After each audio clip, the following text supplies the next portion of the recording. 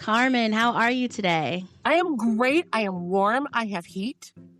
Here we Yes, go. that is a good thing. Right now it is, I think it's -7 here in Ohio. What's your temperature? Well, I'm sorry, it's 3, but it feels like -7. Oh, we I know are you're having a heat colder. wave, baby. Let's see what ours Oh, is. yeah, right? Ours is, well, it's not bad. It's -5, feels like -18. That's a huge. That's bad. That's way. Bad. That's way better than it was. Do you have a giant parka? No, I am one of these weird people that I not really get that cold. Lucky. And I hate the cold. I do not own a pair of pants. I do not wear shoes. I wear bare legs the whole winter and usually sandals, and people freak out when they Even see with snow me. on the ground. Yeah, if I'm walking the dog and I know he's probably gonna poop on that hill, there's snow on it, I have these little tennis shoes I'll wear, which sometimes works and sometimes doesn't. Once it didn't work because I went up there in my little shoes so I could act like a normal person, not in sandals. And when I went up to, retrieve the prize on Mount Everest, it felt like it was snow. I fell through. And when I pulled my foot, my shoe landed. Oh, my goodness. It left there. And I'm barefoot now on one foot. So then I have to go retrieve the shoe and the poop. So I go back up, and then the other shoe went off, and I was literally barefoot. So I walked home with the bag of poop, 2 little shoes full of snow, barefoot on the ice. And I went, what's the point? Oh, my But goodness. I lived. So, Yes. yeah. I mean, I do have coats. I'm highly claustrophobic. When I was 19, I had my thyroid removed, and I woke up during surgery, and I got to watch them sew me up, and I had a panic attack. It was like a Grey's anatomy moment where I hear them, but I can't talk because I'm sliced open, and I hear, she's crashing! Ah! And, oh, my goodness. But, so I have this anxiety, so I don't wear scarves, I don't wear hats, I don't wear... Okay. This is like a real, amazing that I have that shirt on. But because usually I don't. So, yeah. But you survive. You survive. But it is pretty funny to get people's reactions. Hey, I'm Kalila McCoy, and this is the show that will have you laughing, crying, and feeling everything in between. This is Where We Rise. You must always ask this question when you buy a house.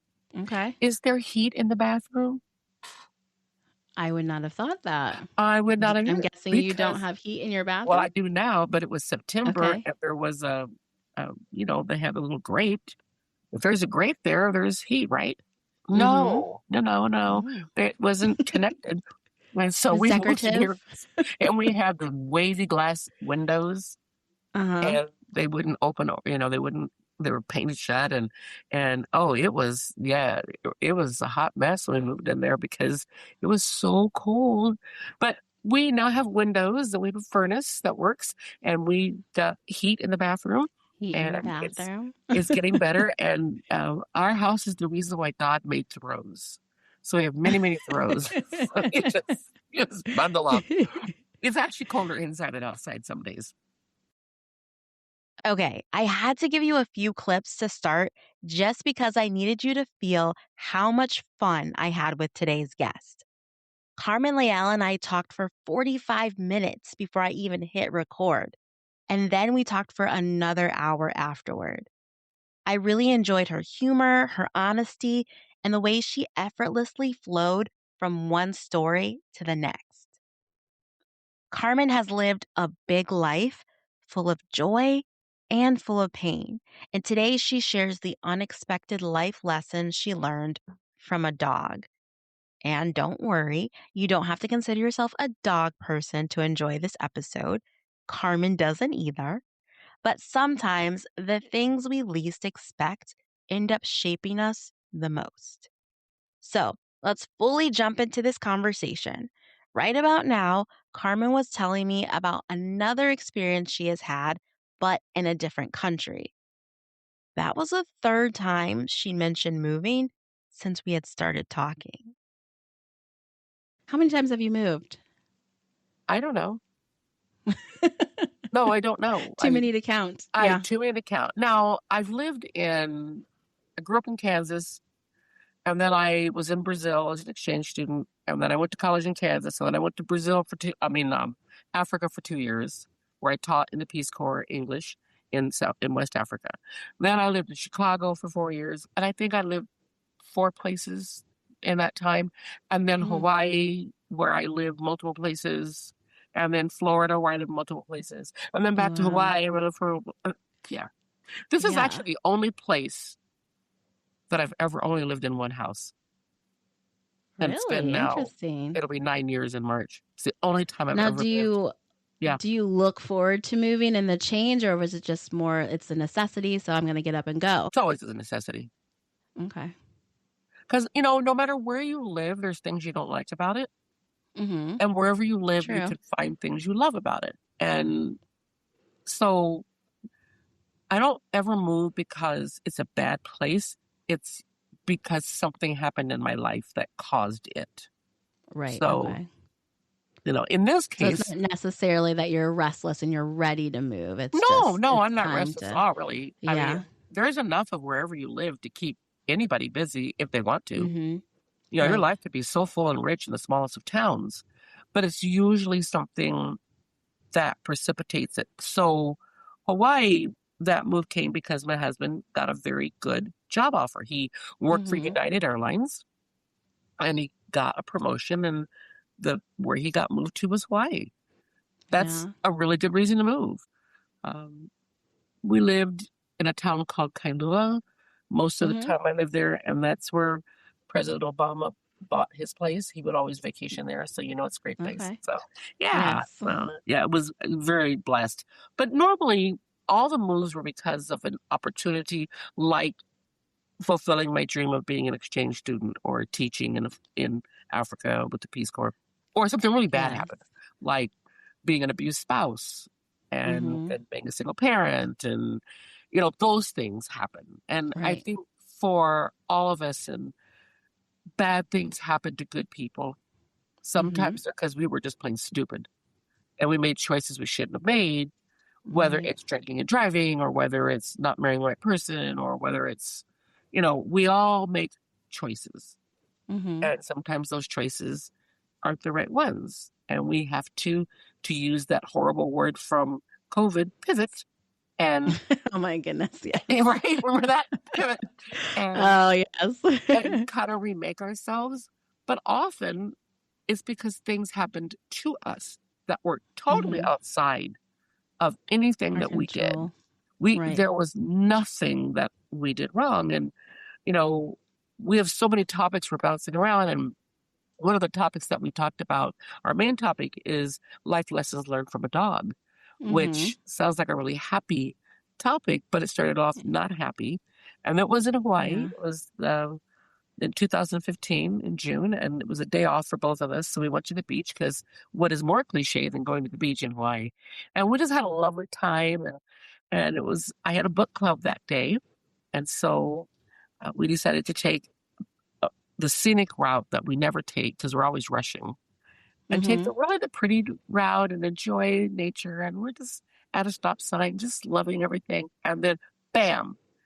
And this woman was driving a borrowed, uninsured SUV. It was the biggest SUV of the class or whatever. And she just slammed into our little bitty Subaru. And we slammed into another SUV and then 2 other cars. And so I didn't do anything wrong. I just sat there, and I was texting as a passenger to get an address to the book club. And because of the way I was sitting, which was angled with my head down to do that, that caused, the whiplash. It caused the tear of the muscle of my neck, the tear of the muscle of my back. And with the force, my hand flew up and the cell phone hit me in the head. So think blunt force trauma. Yes. So I have a hole in my head from that. And I walked away not knowing I had an injury. And if you looked at the car, walked away from that accident, you would. We both got out, and it didn't. Okay. It looked like we should have died from the back and the front, right? And So we were like, wow, we're alive. And I called my son and they comes to pick us up and the car is totaled and I woke up the next day and I felt, oh. But that's to be expected. And I worked at Expedia. So I was the person who made all your dreams come true.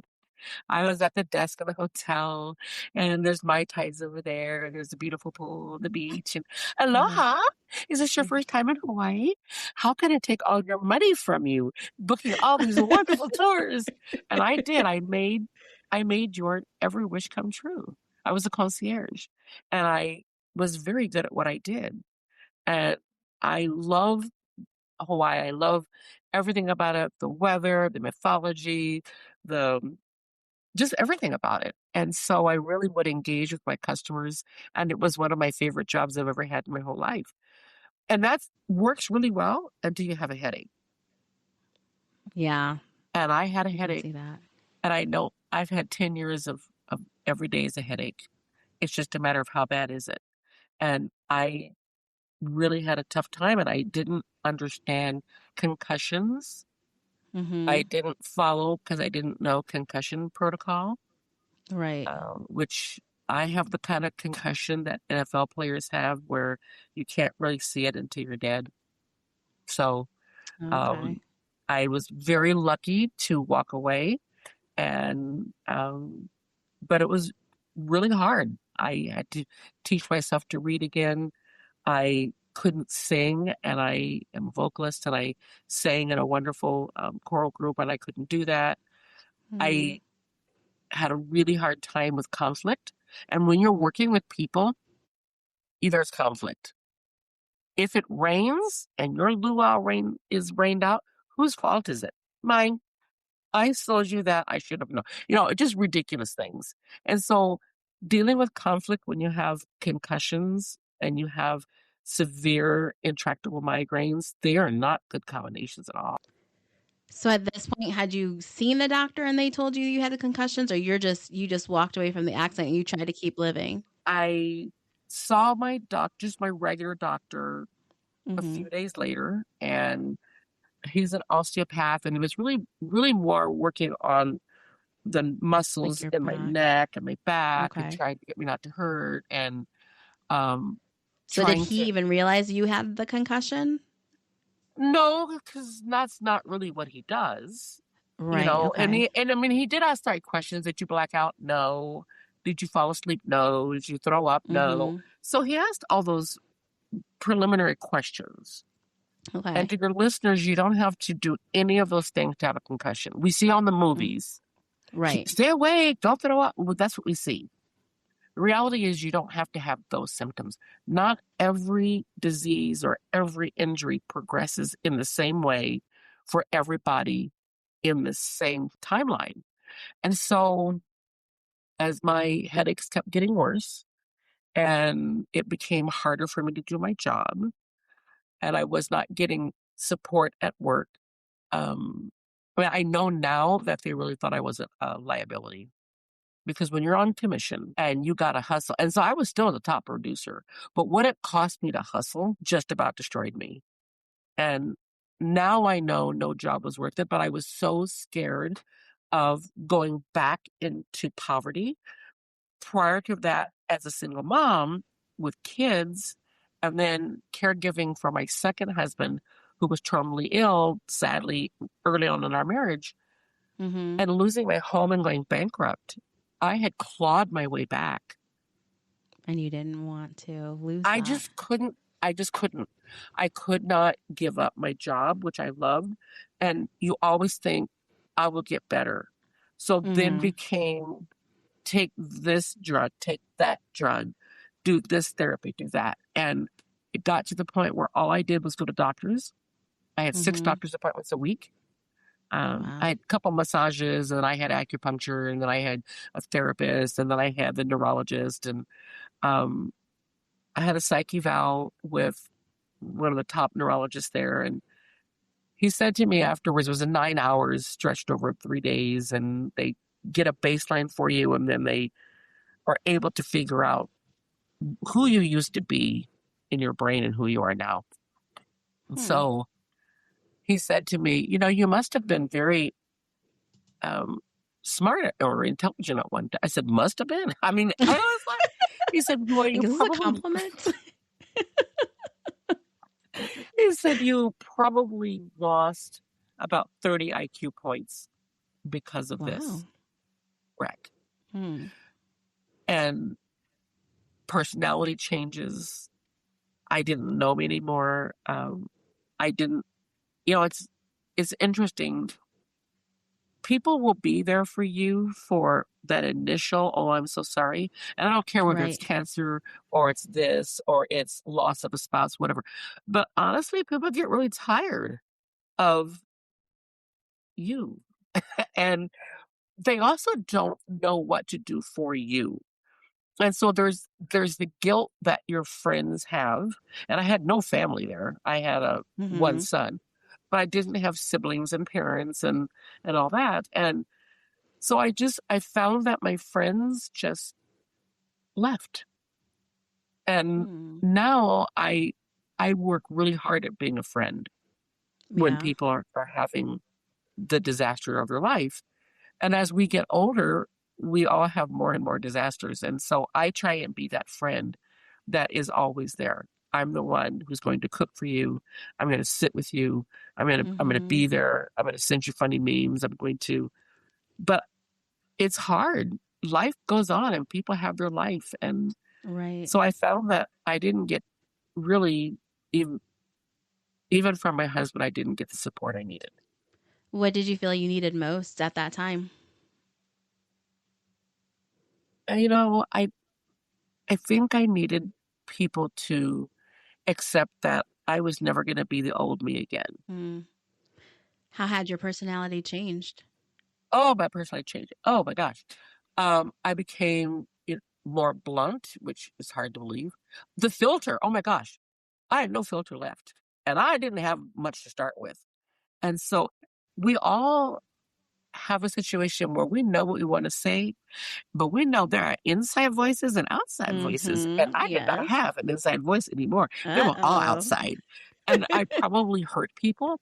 And I was demanding and try keeping inside voices when you're dealing with a conflict situation at work. And I worked for Air Canada before, and I was the conflict resolution person. I was a complete person.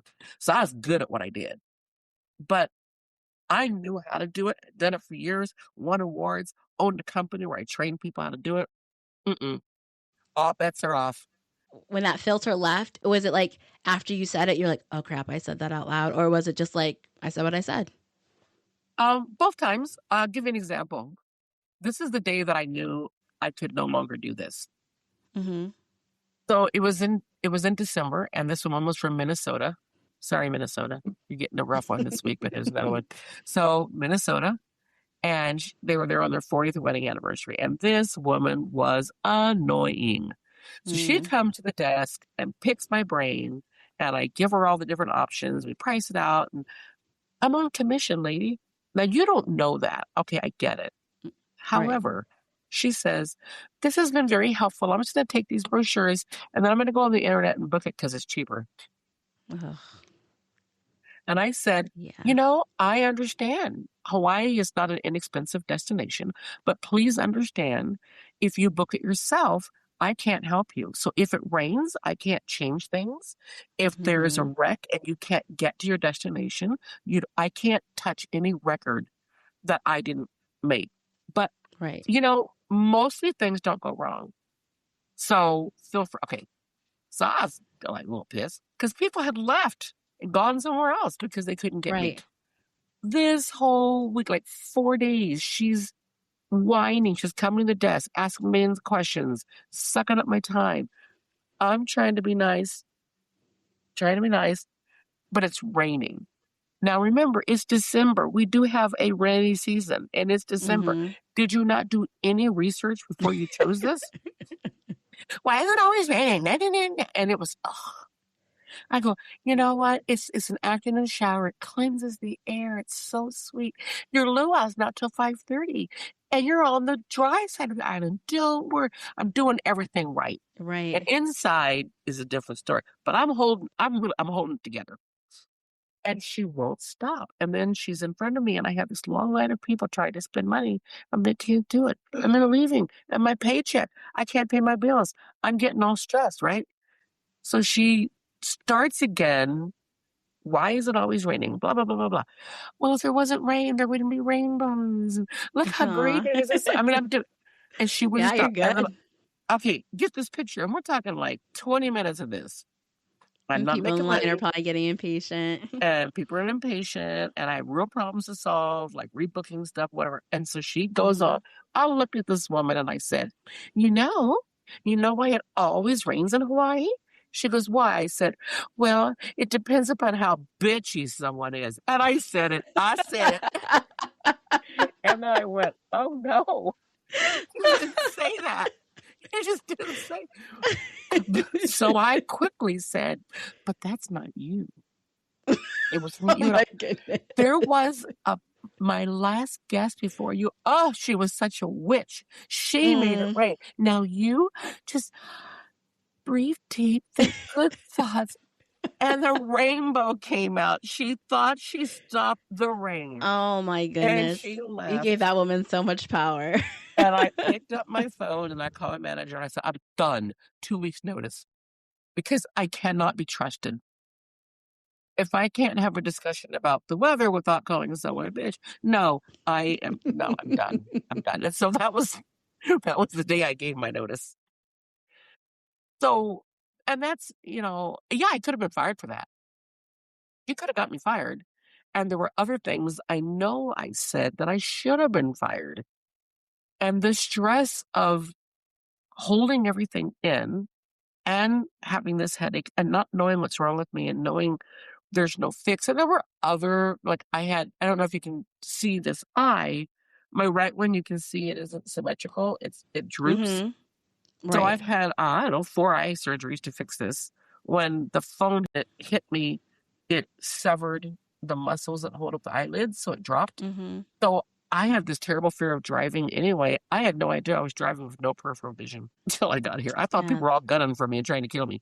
And so you're like, oh, it's me. no, and then I was so suicidal, which I am a happy person. And it was so, I couldn't read anymore. I couldn't sing anymore.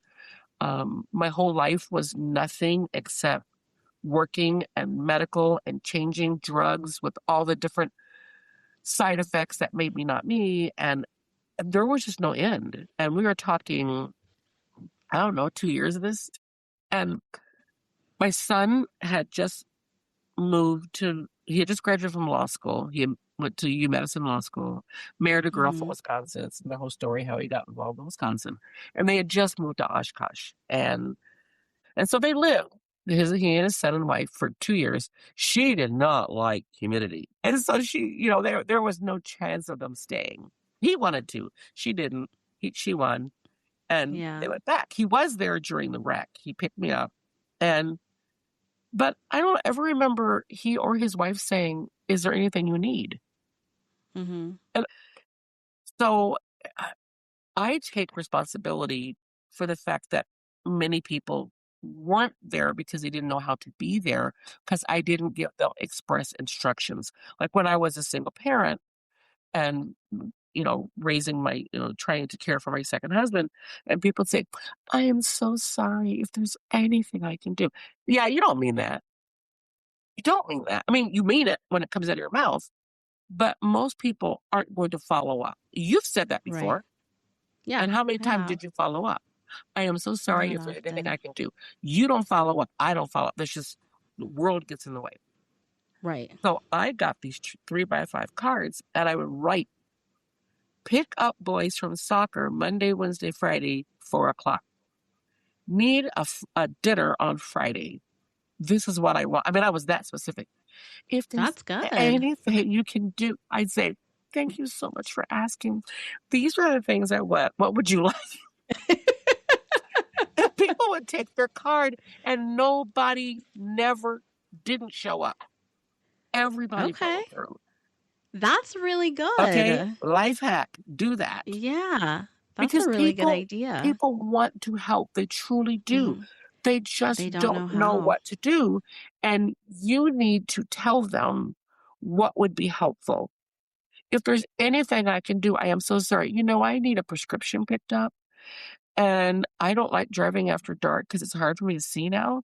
If you could go to Walgreens and pick that up, and then maybe go and pick me up some chicken soup at Panera and bring it back to me because my husband's working late tonight, I would love that. Is that something you can do?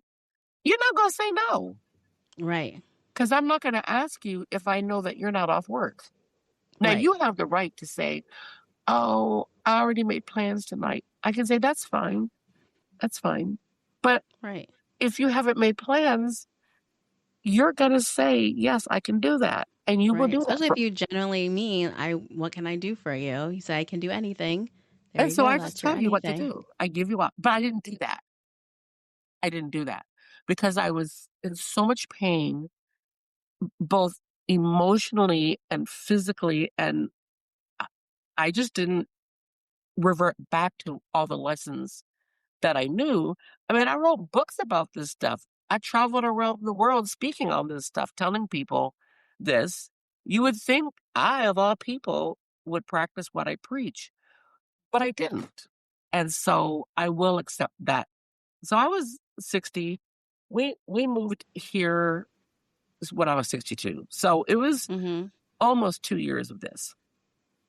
What do you think it was that stopped you from that practice, what you preached? I have never in my life been in so much pain. And Mm-hmm. pain changes everything. Like, I don't remember ever having a headache. And I am genuinely a very healthy person. My mom had 8 kids, and she said, you don't get to be sick. You can get sick one day a week, one day a year. Sorry, one day a year. And my little brother said, Mama, because you're the mama, do you get 2 days to be sick? I had a perfect attendance record, K through 12. Now, I may have Mm-hmm. thrown up on the way to school. So I just didn't understand what pain does to you. Okay. And I know you have listeners who probably have chronic pain, and they're saying, Mm-hmm. oh, preacher, teacher, I know. I mean, it's just, you become a different person and everything goes out the window. And the Yeah. focus on, I just need to get up and make it through this shift without throwing up because my headaches hurt so much. I just Okay. need to figure out how to do this job without insulting somebody, even though they deserve it. I just, I need, I mean, I cussed out a coworker and it was bad Mm-hmm. and she deserved it. But you don't get to do that. Right. You can't do that. And so I was holding on so tight just to survive that you can't think of anything else. Is that where the idea of suicide kind of start to Yep. creep in? Yep. It did for Yeah. me because I didn't, it wasn't a life. I wasn't me anymore. And I Mm-hmm. wasn't living a life of joy. I wasn't serving because I was used to being that person who volunteered. I think that all of us are put on this earth to experience what we have so we have empathy and compassion and we can give away. That's my philosophy on life. I couldn't do that anymore. I couldn't be the giver anymore. That was such a core of who I was.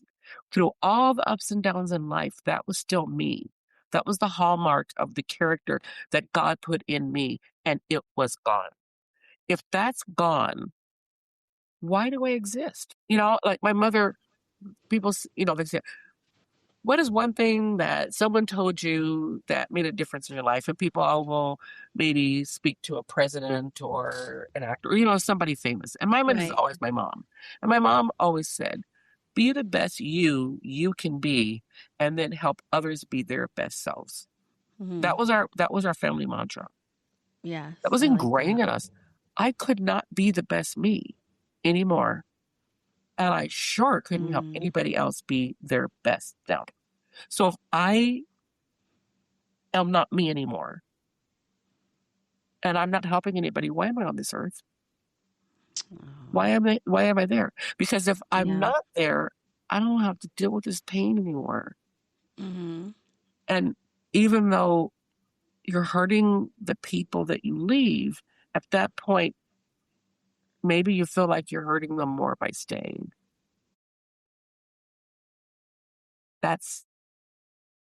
And I never told anybody. I didn't tell my husband. I didn't tell friends. I didn't tell coworkers. I just kept everything inside. And that's a really bad thing to do. There's a reason there's suicide hotlines. There's a reason why Mm-hmm. people say, be honest and open, but I was not. My doctor knew, but I never told him. And he asked me about a year after this whole started. He said, and he was just a saint. And he said, do you know why I saw you so often in the beginning? And I said, yeah, because I was all jacked up. He said, well, yeah, that's true. He said, but your insurance only paid for one 30-minute appointment a week. And I saw you for 3 one-hour appointments. And I said, why? And he said, you're the person who would always show up. And if you showed up, I knew you were alive. You were so suicidal and you didn't know it or you wouldn't accept it. And so I just kept you going to all these different places. And if you came and saw me 3 days a week, I knew you were alive. And I said, well, Wow. who'd you bill? And he goes, no one. He saw me for 2.5 hours for free. He never billed anybody. That is awesome. Mm-hmm. What a I great had guy. the best doctor. And in fact, after he moved here, he was originally, again, from Minnesota, and he had to go to a conference in Wisconsin. So he Mm-hmm. flew to Minnesota, saw his mom, picked up her car, drove, and said, I'm going to stop. I want to make sure you're okay. And so he came and saw my house, and he met my dog, and we took me to Aw. lunch. And only then, because I had him as my doctor for a whole year after I moved. So we did everything FaceTime. And that was Right. mainly so he could continue my disability, Mm-hmm. so I had insurance. And he said, I won't sign off and give you a different doctor until I am there and I can see with my own eyes that you're the person I used to know. And he did that for me. Isn't it amazing? That is. Yeah. And he was also the doctor who said, I think you should get a dog. And I said, I can't. No, I don't do dogs. Mm-hmm. Don't do dogs. And I can't even keep myself alive. I can't do dogs. No. Mm-hmm. But no. I said, they won't. He goes, no. Well, it's an emotional support dog. I'll make sure you get it at work and I'll do this. I said, no, I can't. No, I'll make sure your landlord. And I said, no. And I look back and I really wish I would have listened and that I would have gotten the dog. If I could do anything different, I would go on disability immediately. I would have worried less about money. I would have been content to go on social services if I needed to get on food stamps or Section 8. I would have moved to a tiny studio and I would have gotten a dog. And if I did all those things, I think I'd still be in Hawaii. I think that because that dog saved my life. When I finally decided to do it. What changed? Oh, it's not a good story. No, Uh-oh. it's not a good story. We moved here in March, and it was not an easy entry. And my husband worked at night, Mm-hmm. till like 10 o'clock. So I didn't know anybody except my son, and he was busy with his little family and working. And so here I am, just dropped from outer space into this thing called Wisconsin, where I didn't know anybody. And moving is hard at any age. Moving as a senior is super hard. It's so hard because we don't have, we make friends through connections like work, your kid's school, church, all those things. I had none of the above. So I didn't make any friends. I didn't have anybody. I mean, I saw people and I'd say hello and walk down the street, whatever. And then I No was so true busy. connections. Yeah, no connections. And then we bought this house that it wasn't a money pit by any means, but it was a money drainer for sure, because there was lots to do on this, which is the good news, bad news, and then the yard from hell and the flooding and all those things. And I'm making it through, and I am still, I don't know, I'm just foot in front of each other, but I still was always thinking, well, I had too much alone time. And I was always thinking about, killing myself. And I had bought these knives and I cook. And so people, my husband, oh, you deserve these knives. No, no, no. Those are my suicide knives. Well, I had a plan and I was alone a lot. Well, I made it till July and it was hot that day. And in Oshkosh, we have something called the EAA, which is the Experimental Aircraft Association. And it's the largest air show in the world. It happens for a week. This past year, we had almost 700,000 people come through. It's the Wow. busiest airport in the world that week. Yeah. It's crazy, crazy, and it's loud. And my migraines are noise induced. Oh, Yep. yeah. And I had never heard of this little EAA thing. And so I decided to walk downtown, which I live right off downtown. We had a book, and I'm going to go to a coffee shop and act normal and order something and read. Suck off Act their air normal. conditioning, and act like a real person. So, I'm walking and I'm right in front of the post office and I hear this noise. I mean, it was a flyover, like 5, whatever you call those, fighter jets. Mm-hmm. It was Oh, so yeah. noisy. So loud. And it Probably was shaking. it was so unexpected. And I stood there and I didn't know what was happening. And in my mind, I was being blitzed. And I really thought that people were trying to kill me. I thought there were bombs. Oh, And it was yeah. just, my brain was so broken and so tired. And I started crying and I stood there and I shook. And then I fell to the ground and I Carmen. sat on the hot pavement crying. And people drove by and people walked by and they walked around me. They went to the post office. Nobody They came back. stopped. No, I didn't have one Oh, my person. goodness. No one called 911. No one said, okay, I mean, maybe I look like a homeless person. I mean, they didn't even try to give you $1, though. But you can still call the police Right. or something. And I cried and I Oh, cried. that breaks my heart. It was horrible. Yeah. It took me a long time. In fact, I didn't share that story till I wrote my second book. I would just kind of gloss over what happened. And so I get up and I walk home, and the movers had lost or broken everything. It was a horrible move. And the sofa was missing one leg. So just imagine me on my little sofa, Leaned over. leaning over, Oh. and I'm all crying out.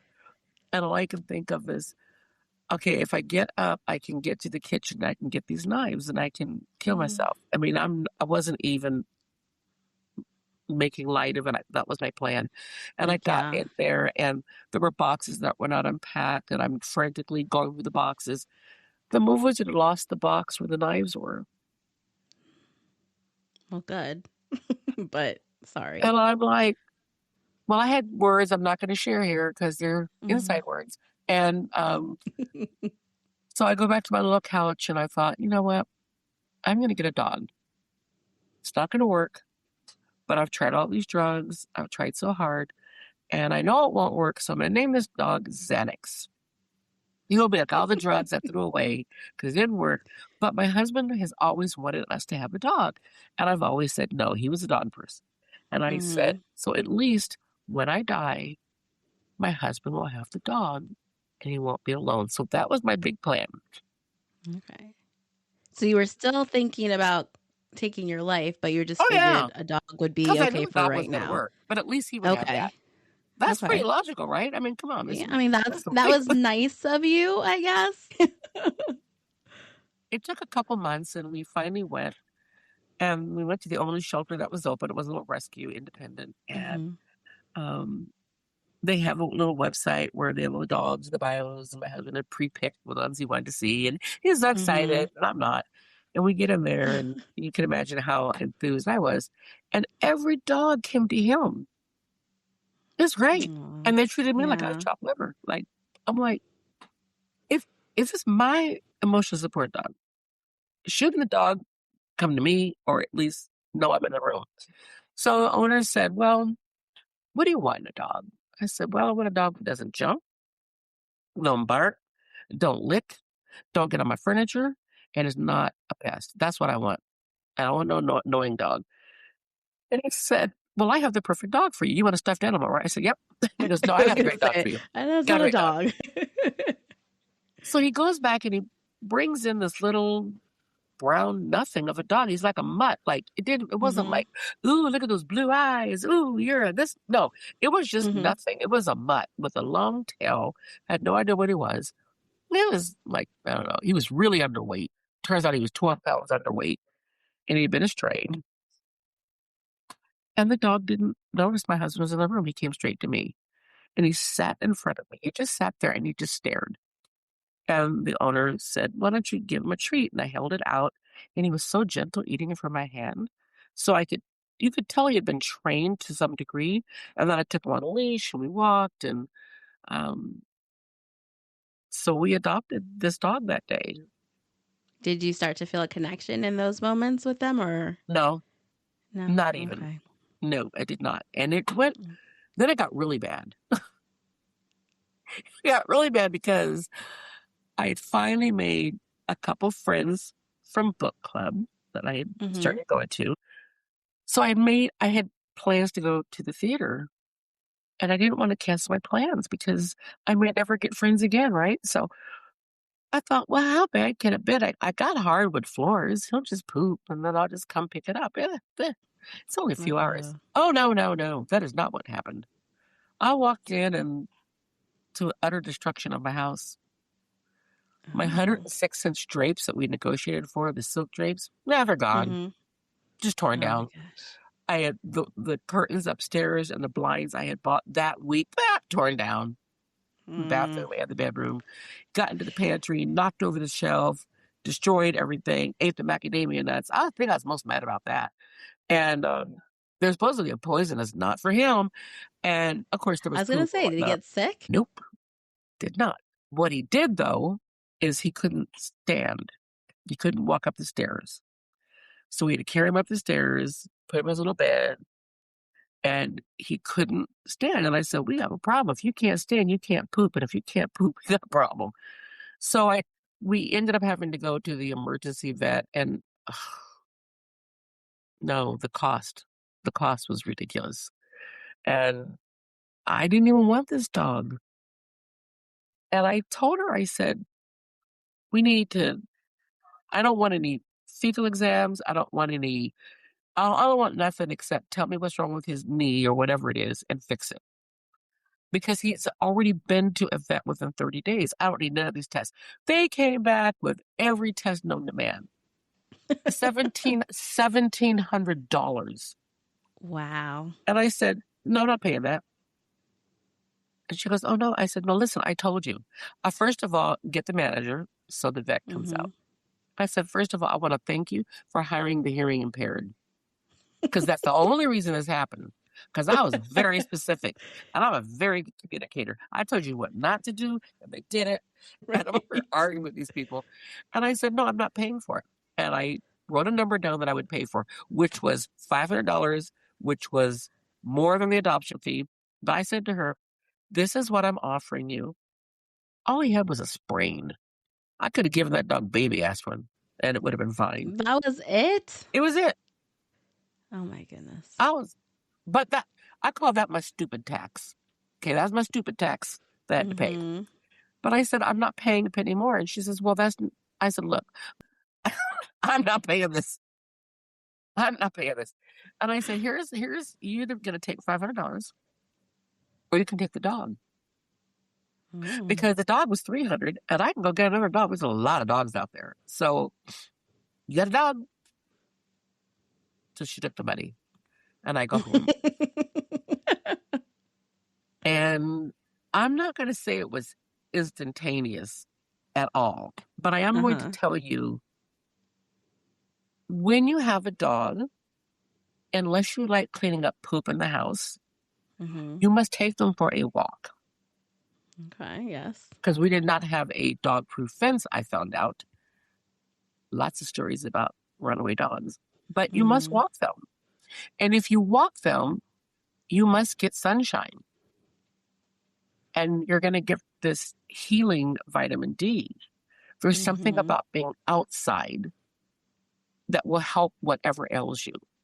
And then you have to see people, and dogs are people magnets.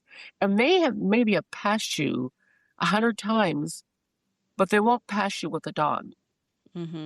Oh, you're so cute. What's his name? Pretty soon you're having conversations. Oh, where do you live? Oh, I live in a brick house. I love that house. You're doing such lovely work there. Where do you live? Oh, all of a sudden you're part of something. And that dog is the reason why you cannot have a dog and not, he just walked in, he knows he's being talked about. You can't have a dog without people wanting to interact with you. They're a chick magnet if you're a young kid. If you're young, 20-year-old, they're a chick magnet. And so that helped immensely, immensely. The other thing is, dogs, when you just touch their fur, there's that calming, but it's scientific that it's creating oxytocin, the feel-good drug. That's what dogs do when they connect you. And that need that we all have, whether people want to accept it or not, we all have that need to help somebody. If I can't help people, then I could help this little dog.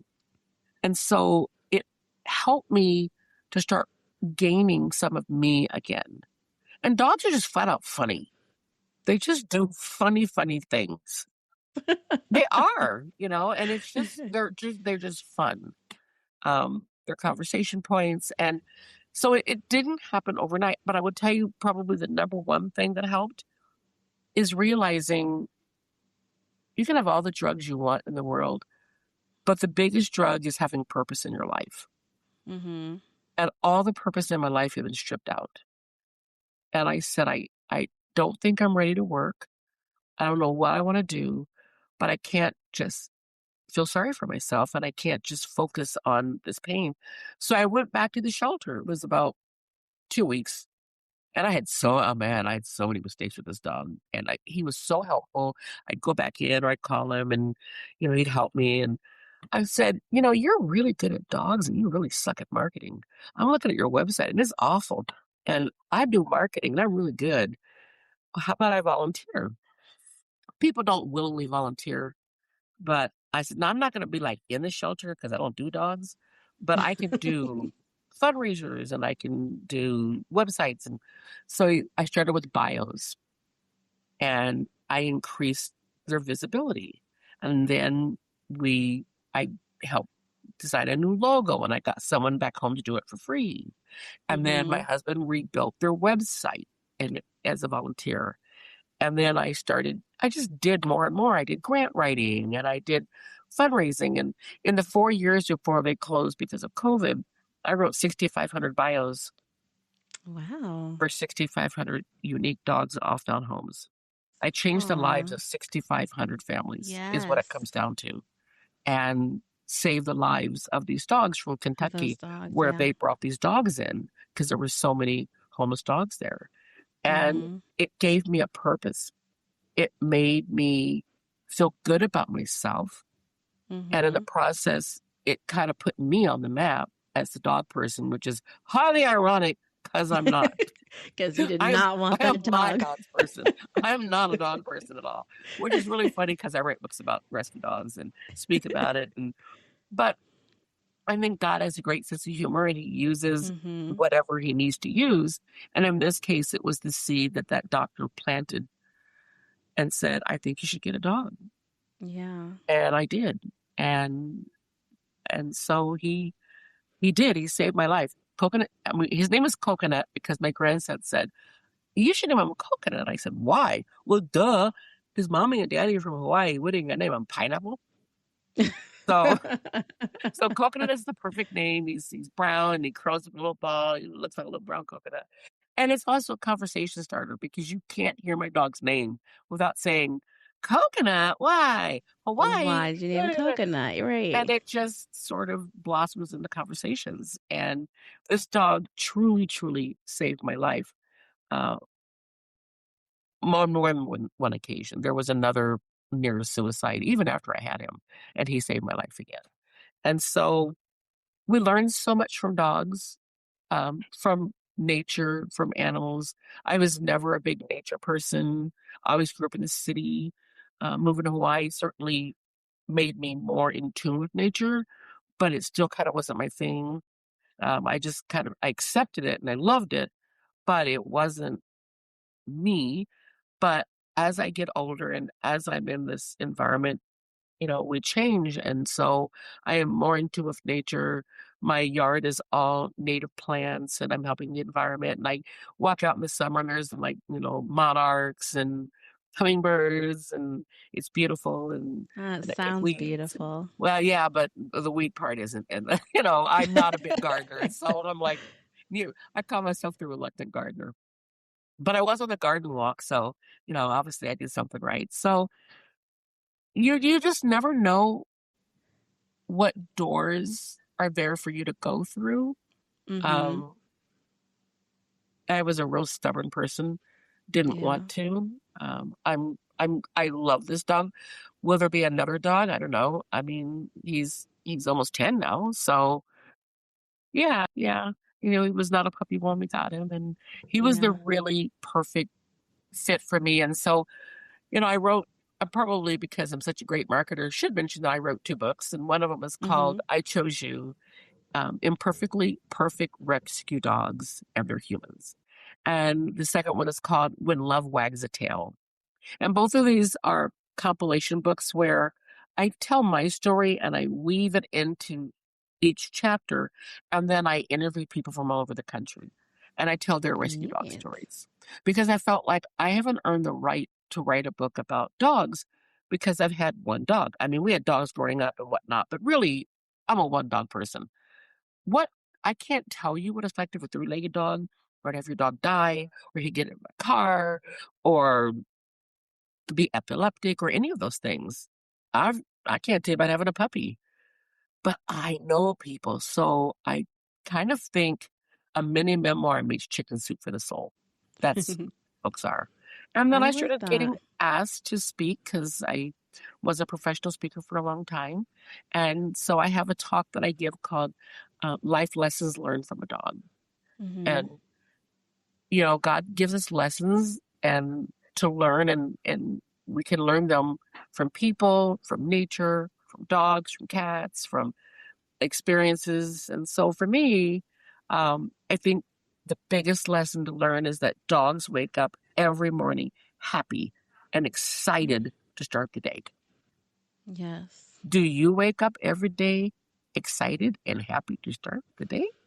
Yeah. No, not every day. No, I need to work on that. And Yes. I think that when, every single, hey, hey, hey, I'm here, I'm here, I'm here, they're Mm-hmm. just happy. I think that that's a huge lesson that I learned, and I have to be very specific about saying, I'm going to wake up tomorrow and be happy. What is the one Yes. thing I'm looking forward to? And I think that's important. The other thing is, dogs are so loyal. They And are. after having people not be there for me, probably because I didn't ask them to or because their life got busy, not just after the wreck, but after being, getting divorced or caregiving or all those different times. I always have felt so often I felt let down. I felt like I'm doing the heavy lifting on this friendship. Mm-hmm. The friendship exists because I'm doing it.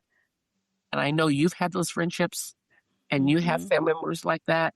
And you're wondering, why do I keep doing this? But with a dog, they're loyal. Mm-hmm. That dog will never, ever not be there for you. Right. Even dogs who are beat, even dogs who are treated horribly Yeah, will they still be still love loyal. their owners. Yeah. They love their owners, and there is a Mm-hmm. connection. Dogs really are one person dogs. Like Coconut likes my husband. He enjoys him, but Coconut loves me. I am his world. I don't know why he Yes. chose me, but he did. I can't, if I go upstairs, that dog's right behind me. If I go to the bathroom, he peeks in to make sure I'm okay and he goes away. I mean, this dog always wants me. And if I go on a trip or I'm sick, he mopes until I'm better, until I get better. So, I want to be that loyal dog to my family and friends and to people who need me. Um, I've learned to treasure the close friendships that having dozens and dozens and dozens of friends doesn't matter. What I want is that small circle. A dog circle is real small. They don't need anything else. Now they'll enjoy it when all these people come and say, "Oh, it's just so cute. Let me pet you in a belly rub." So like that. And I do like all the people that come my path, and I interact with them, and I have random conversations with strangers, and it's uplifting and it's fun. I do like that. But when it comes to those deep, enduring friendships, Yes. dogs have very few. I have very few. I don't need more. Right. And when one friendship falls because of death or moving or whatever, I'm going to trust there's going to be another person. A really cool story about this move is, we bought this house basically long distance. I never met the owner. And so we moved here and everything's horrible. And about a year, no, I mean it. There's not enough time on this clock to tell you how bad it was. But about a year after I met her, I was on a social media site called Nextdoor. And so these ladies kept asking, "Does anybody have a good plumber?" And I'd say, "Oh, I do. I just had some plumbing work done. Go to this guy." "Oh my gosh, we need an electrician." "I have one." And it turns out I saw her name, and so I private messaged her. I said, "Are you the Angie who used to live on Otter Avenue?" She goes, "Yeah." I said, "Oh, I bought your house." Oh, neat. She bought another fixer-upper, and I was just ahead of her fixing up this house to another level, that I had all the resources she needed. And so we decided to have lunch. And then I invited her and her husband and daughter over. And then her life fell apart because she had a miscarriage and her husband cheated on her and divorced her. And I was there for her. I cooked for her. I loved her. She's about, I don't know, 12 years younger. I don't know how old she is. No, 20 years younger, whatever. We became really close friends. She's now my best friend. And we go to her house for Thanksgiving, and her entire family from California and Ohio and Milwaukee, everybody comes to my house for dessert. And they all get to see how the house has evolved. And she is truly my best friend in Oshkosh. And isn't that a great story? That God will give you the friendship that you need. Because and it's probably not what you expected, and it certainly isn't looking how for. you expected. I mean, come on. As awful as social media can be, that's what got this real life friend. So anyway, that's just, so I that loyal, and she's my ride or die. And so dogs are loyal. I've also learned from dogs that there is a joy in learning new things. And I think as we get older, we start to doubt our ability to learn new things or the need to learn new things. We get stuck. And if you can teach a dog to do all the outrageous things that people teach dogs to do, I think I'm a little smarter than a dog in some ways. If he can learn it, I can learn it. So, you say you cannot teach a dog new tricks, but you can. And you can teach me a new trick. And I think that's really important, that learning of the new things, because learning of the new things opens up new paths of your brain, and it makes your brain work hard. And I will always have deficiencies. I mean, I always will, but I've learned workarounds. And part of those are because of learning new things. And I think if you use it or you lose it, and the dog has taught me that. Dogs are super good at self-love. Yeah, I never They thought of really that before. are. I mean, when we see them looking at themselves like, "You little dog, quit looking at yourself." Well, He's loving himself. He's self-soothing himself. No, really. Dogs are so good at self-love. They know when to ask you, rub my belly. They know when to ask for treats. I mean, they just love themselves. And they're not ashamed of loving themselves. So I don't wear anything except sandals, even in the winter, which is very bizarre. Right. But if I'm going to wear sandals, I'm going to have pretty feet. I'm going to have a pedicure. You have to. I'm going to budget for this pedicure because I ain't wearing these claws, and they're going to be pretty polished too in the middle of winter, right? That sounds really so ridiculous, but it's not the pedicure. It's that somebody's doing something for me as I'm sitting in a chair for 45 minutes getting that foot rub and feeling Just special. relaxing, yes. I'm relaxing. So dogs teach you how to love yourself, to love yourself like a dog, because they know how to love I love that. They love that. That's a lesson. Dogs enjoy long walks, and we don't take enough walks. Do you take enough walks? Do you? No. We get in our car, we drive here, we drive there, we're inside building, we're interacting with people, we get in our car, we drive. And when you walk, you get to see spring happen. Right. You get to see fall happen. You get to see the faces of people, new people every day. You get conversations. You get a more relaxing pace. Dogs, when you take them for a walk, I'm like, man, I thought when I got a dog, I'm gonna get this fat off me. We go walk fat. No, you're gonna meander here and there, and you're gonna smell this. And smell that. No. It is not about. It's the journey. And I learned that from my dog. It's not a race. It's just appreciating everything that's around you. And dogs are so good about that. And we need to do that for ourselves because that's part of that self-love. We have to take care of ourselves. And then dogs understand the joy of play. My grandson is 8 and he was almost 8 and he came over and Coconut was playing with the ball and he's throwing the ball and the dog's racing and he jumped up and he rolled over and it was like, wow, dude, your arthritis medicine's kicking in, ain't it?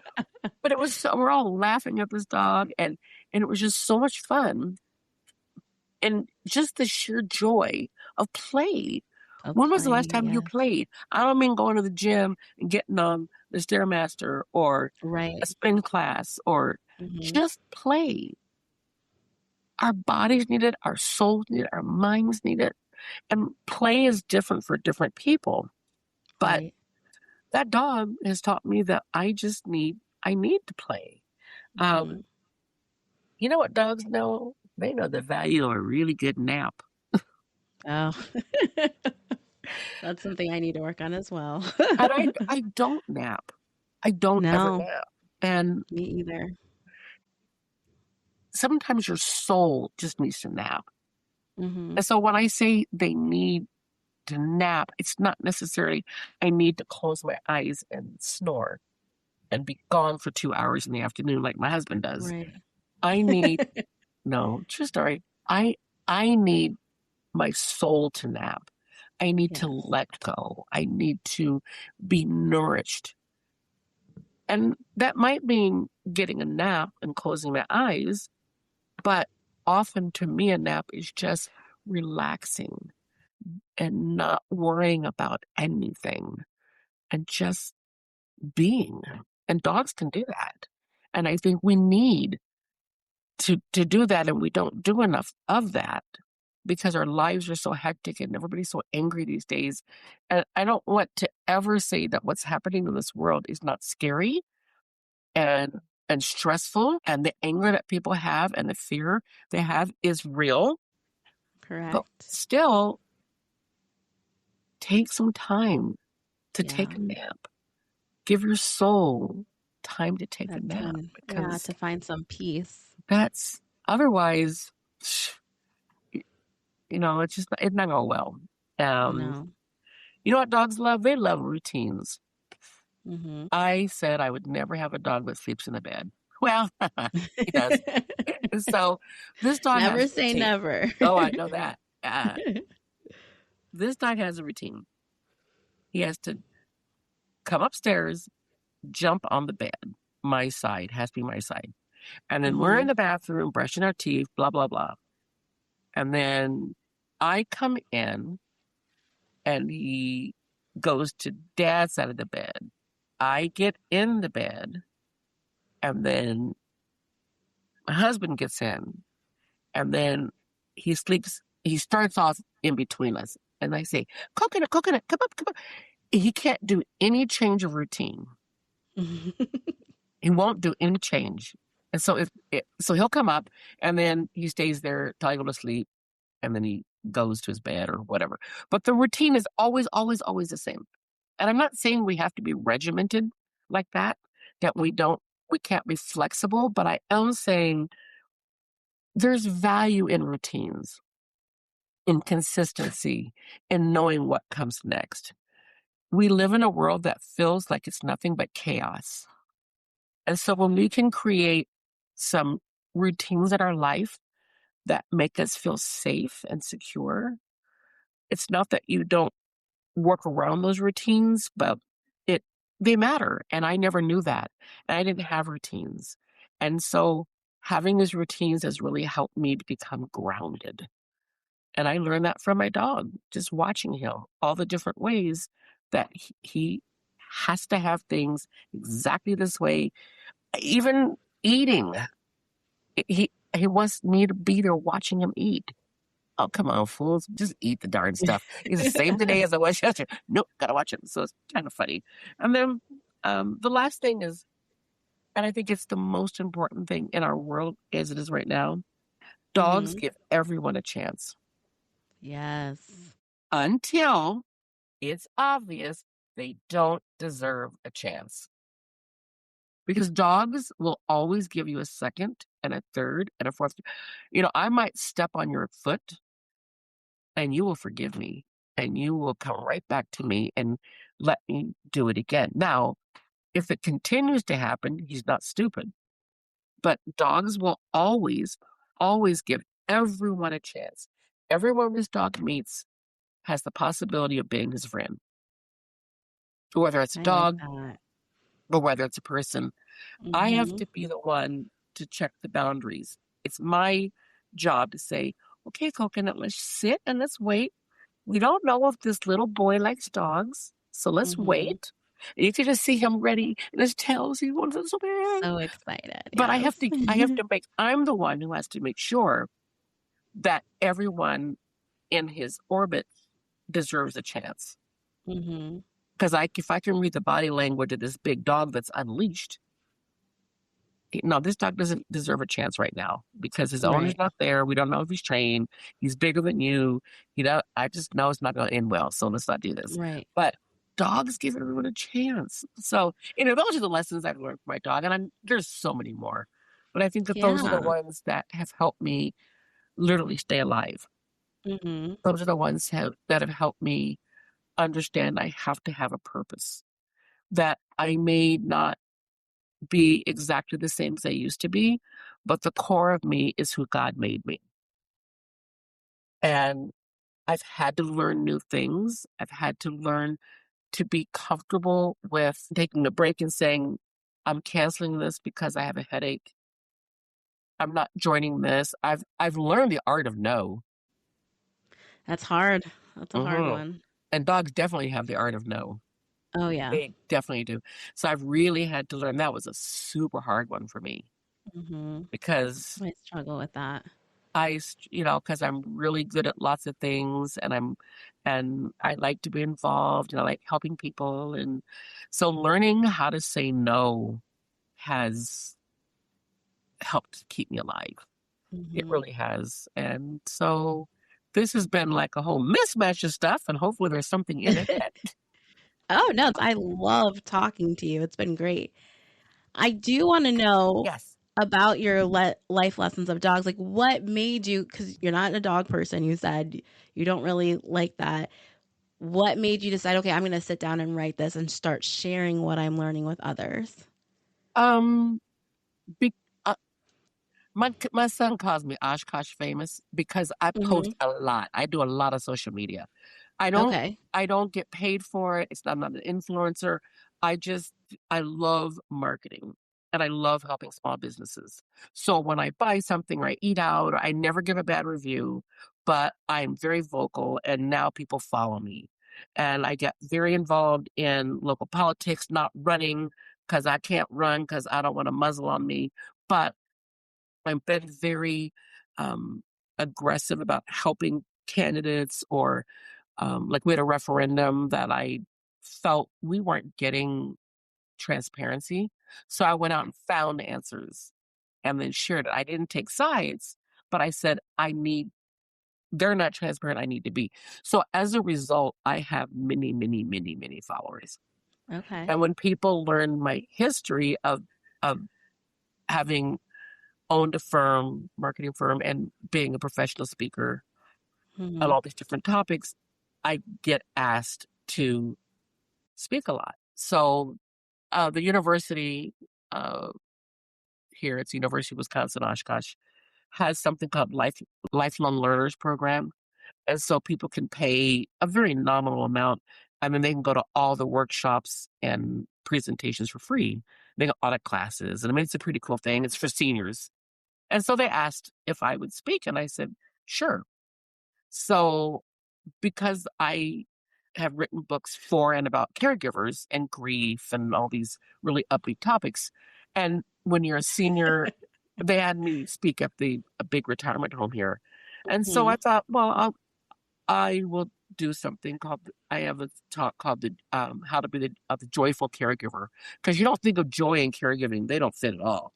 And Right. so Yeah. that was the whole talk, and it was very popular. So the next season, they said, would you come back? I said, sure, I'll come back. What do you want? And they said, you're right. We know you have a dog. Can you write something about dogs? And we know you have Mm. this dog book. So maybe you can do a book signing. I said, sure. So I came up with my life lessons. I just thought about what people who are seniors might need to hear from me that Mhm. involve dogs. I'm not going to Right. teach you about training your dog. I'm not going to talk about vet health. I'm not going to talk about fundraising. I'm not going to talk about the things that I've learned. What do seniors specifically need? And Mhm. I came up with my life lessons. And so From dogs. that's how that happened. And then the next one, because I got invited to be on the garden walk, because now my house is very famous, Mhm. despite being a reluctant gardener, then I created life lessons learned from the garden. So I Yeah. now have this series of life Neat. lessons, Yeah. and they're all Okay, where's our just next life lesson coming from? Do you know yet? I don't know. I don't know. Okay. That's all, you name it. I always tell, Just I do a as lot of it comes. podcasts and I just tell people you choose. You live long enough and you have enough horrible things happen and you're trying to rebuild your life. That means I have a lot of life lessons. And, Yeah. I'm going to do one on parenting. My mother had Mhm. 8 kids. And then when we were gone, my mother, was a foster mom for almost 100 boys. And so I learned a lot from my mom. So I'll probably do something on parenting, particularly teens. I was going to call it what Mama did. Mhm. So these are the things that Mama That's did sweet. when it comes to driving and discipline and, you know, Mhm. education, all those different teen things that are so hard. And then Yeah. interview all my siblings. And what did you do? And how does it differ? And kind of looking at generational, how most of us raised our kids the way mama did.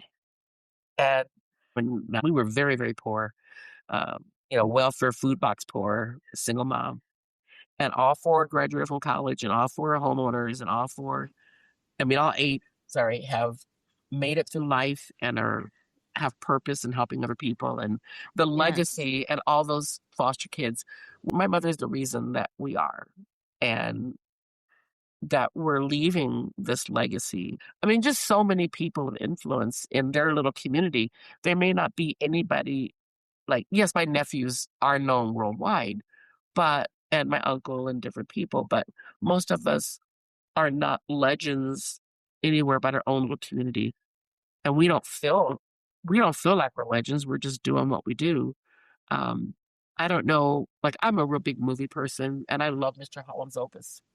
Yes, that's a good one. And that last scene when he thinks his life is a failure because the little redhead girl comes back and wanting help with the flute or clarinet, I guess clarinet, and she went on to be the governor of the state. And she comes back and he's lost his job and there's no hope. And she says, rumor has it that you are going to be a big star. You're going to write your opus and you are going to make lots of money and be rich and famous. And you are famous, but not beyond this town.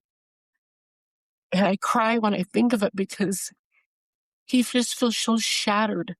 He's gone through this whole life, walked into a career he never wanted. That was a short gig until he had enough money to tour.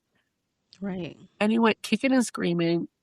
And at the end, you couldn't pull him out. He loved it so much. And he influenced 30 years of kids through Vietnam and through so much. And then off you go, bye, go live your life. And she says, you probably think you're a failure, but there isn't a life here that you have been touched. Mm-hmm. And then unbeknownst to him, he's gone to his wife who's got his legacy. And the curtain's open. And there's all his students from the past and the present. And they play Mr. Holland's Opus. And that's the legacy we all need. I would like to think that all of us, when we die, there's this group of people that say, you influenced my life. You're the reason I did this and went there and helped that person. We're all interconnected, right? Yes. So my mom was such a legacy. When I went to her funeral, I'm sorry for crying. It's just, No, it's okay. planning on that. So when I went to her funeral, there were a lot of faces I didn't know. And I realized all these people were foster kids I'd never known because I was already gone, living my life. Gone, yeah. And they heard and they drove and they flew and they made sure they could be there to pay tribute to this woman. That's beautiful. And isn't that the life we're supposed to live? Yes. It may be you're chosen to be a worldwide icon and everybody mourns you in the whole world, or it's just your little town. It doesn't really matter. That's what you're called to do. And those are things that I've known throughout my life, but this period with the headaches and the suicidal and wondering should I live and what purpose do I have, that's when it's really come home. And I'm not doing the big things I dreamed of. I'm not commanding a world stage. I haven't written a bestseller. It's not the life I dreamed of living. Trust me, Oshkosh, Wisconsin. Not I dreamed of living, but it's the life I have. Yes. And it's my dog that's helped me to learn these lessons and be able to help teach other people. And people say, why do you do all these podcasts when you don't make any money? I go, because I like talking to people and I like sharing. And it's giving me the stage I used to have when I flew around the world and I did this. I don't do that now, but it still gives me a chance to share. So anytime you want me back, the answer is yes. Oh, yes. The answer is yes. I cannot wait. Yes. Thank you so much. I'm over here crying now too. Yeah. All right, Carmen, you've said so many things, so many great things, and I know this will be hard in the grand scheme of things, but what is the one thing, if our listeners could take away just one thing today, if they heard nothing else, how would you encourage them to rise? To trust that inner voice. Because it's there. And I think that not trusting ourselves and what God has planted into us that's just a trick of Satan. It just is. And you've had so many times you didn't trust. And then you say, oh, if I would have. And the opportunity's gone. And then your self-esteem goes lower and lower because you see other people having opportunities that you didn't have. And it can make you start being jealous. It can make you start feeling just bad about yourself. So I would say trust. I didn't trust myself. I didn't I didn't do everything I should have done because I didn't trust that voice. I didn't ask for help. I didn't quit working. I didn't trust that I wasn't going to be homeless. I didn't trust. And if I would have trusted, I wouldn't be here. And obviously, I wouldn't have my good friend. I wouldn't have my dog. I wouldn't have my house. It doesn't really matter. This is where I'm at. And this is where. And I can't go backwards and say, if I would have done this then, but trust yourself. That's what I think. Well, thank you so much for your time You today are and your story. welcome. Yes, You are I so will gracious. definitely. Oh, You're a good thank interviewer. you. You're so gracious. So thank you. Oh, I appreciate that. I honestly, this is the easiest thing. I just listen and enjoy. Well, So you do a great job. I really appreciate you. And tell us, where can we find, like, if they want to find you on social media, find your books, where would that Yeah. be? So I have a website, carmenleal.com. That's CarmenLeal.com. It always needs updating. Ugh. And I don't work on it as I should, but I'm easy to find. And then Okay. my books are readily available on Amazon. I only have 2 that are in print right now. I have the Okay. rights back to the other 10 that I've written, and I have to figure out Mhm. what I want to do with them, if anything. But right now, I'm just focusing on my doggies and Yeah, seeing what is my next chapter. What else do I do? Yeah. So I'm really easy great. to Well, find. yeah, we'll link that in the show notes, and I'm sure everybody will be following you to see your next steps and waiting for your next book. I'm really grateful I had the chance to record with Carmen. There are so many moments in her story where life could have taken a different turn, moments that could have kept her from even being here today. But even in all that struggle, there's this thread of joy, humor, and hope that shines through her. Carmen covered so much ground in our conversation, and I encourage you to go back and listen again. What stood out to you? What lessons can you take from a dog and actually apply in your own life? Who is shaping you and helping build your legacy? And what gift do you carry that the world is waiting for? As you sit with those questions, Carmen leaves us with one final message of hope. We have so many good people on our earth, and we just need to not get discouraged. And you can give of yourself, and you can give of your talents and your time, and you can make so much difference. It's so much more than money. It's just being you and trusting that there is something in you that God only put in you. He only made me just like me. And even with this brain damage, and even with my not feeling like I used to feel, not having some of the gifts I thought I used to have, it's okay. God will work with what He has in you. Yes.